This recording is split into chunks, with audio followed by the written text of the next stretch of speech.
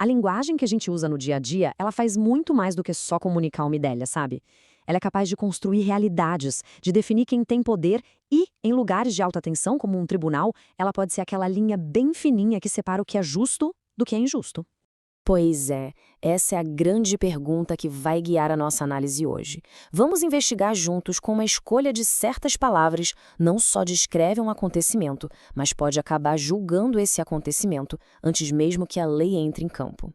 Bom, e aqui está o nosso roteiro. A gente começa com as ferramentas teóricas, que são as 6 funções da linguagem, para depois aplicar tudo isso num caso real e bem polêmico, do direito brasileiro. Assim, vamos conseguir entender o impacto profundo que a linguagem pode ter. Ok, vamos mergulhar nisso. Para a gente entender de verdade como a linguagem pode ser, digamos, manipulada, primeiro a gente precisa de um kit de ferramentas. E essas 6 funções são, basicamente, a nossa base para decodificar qualquer texto, desde uma conversa de elevador até uma decisão judicial complexa. E aqui está o nosso mapa. Pensa assim, toda comunicação tem uma estrutura meio que escondida, baseada nestes 6 elementos. Quem envia a mensagem, quem recebe, a mensagem em si, o contexto, o canal por onde ela passa e o código. Cada função da linguagem que a gente vai ver agora foca em um desses elementos. A primeira é a função referencial.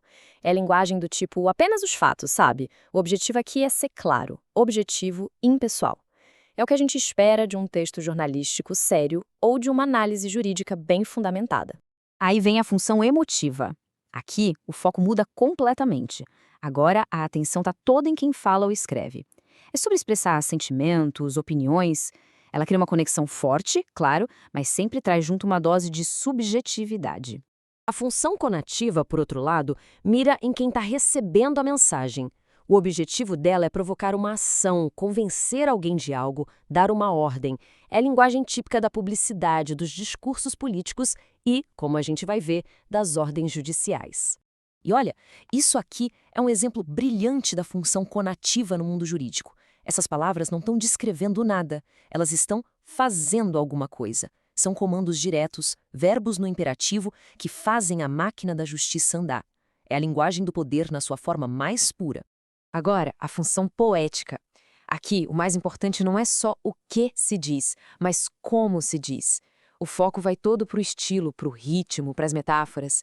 A forma da mensagem se torna parte do conteúdo dela.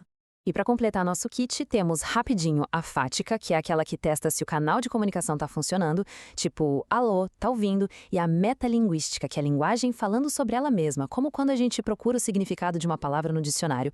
Com essas 6 ferramentas, estamos prontos para a análise. Então, vamos em frente para o nosso estudo de caso.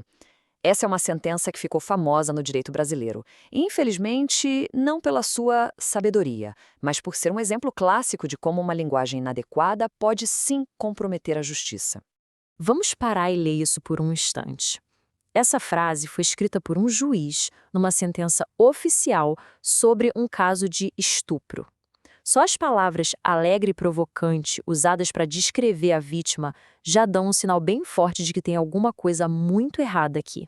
E agora, vamos usar aquele nosso kit de ferramentas para desmontar essa decisão, para entender na prática como a escolha das palavras não apenas descreveu, mas julgou o caso de uma forma profundamente problemática. O mais interessante aqui é como esse gráfico visualiza o problema. Olha só. Uma decisão judicial deveria ser dominada pela função referencial, a dos fatos, certo?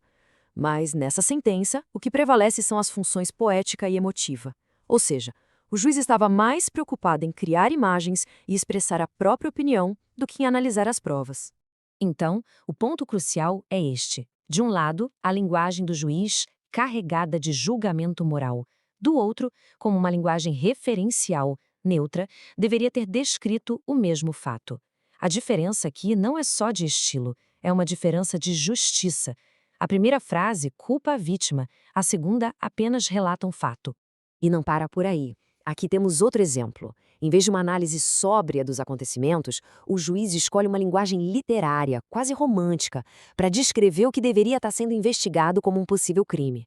Isso é completamente inadequado para um documento legal. Essa comparação é fundamental. As duas abordagens podem até levar à mesma conclusão legal, a absolvição, mas o caminho para chegar lá é totalmente diferente. A primeira romantiza, justifica. A segunda se baseia na falta de provas, que é o fundamento correto da lei. Bom, agora saindo um pouco do caso específico, é preciso entender por que essa análise toda é tão importante. Não se trata só de um erro isolado, é uma lição sobre o papel que a linguagem tem na manutenção de preconceitos e na própria administração da justiça. Basicamente, a gente pode dizer que a sentença falha em 3 pontos críticos. Primeiro, o uso de uma linguagem poética que não cabe ali. Segundo, a inserção de julgamentos morais que acabam culpando a vítima. E terceiro, como resultado de tudo isso, a ausência completa da objetividade que a lei exige. É por isso que esse caso é estudado até hoje. E a lição que fica é esta: uma decisão judicial correta precisa ter uma linguagem clara e objetiva. Ela tem que se ater aos fatos e à lei.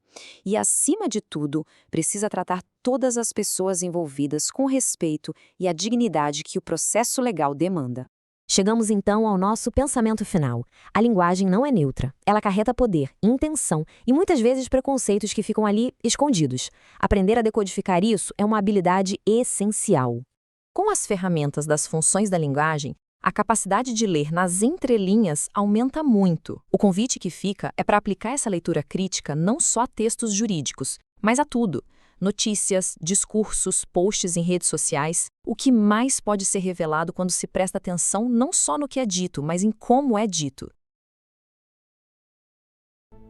O erro foi priorizar o subjetivo sobre os fatos. Exato, e a consequência viola direitos humanos. Precisamos de objetividade na análise. Com certeza.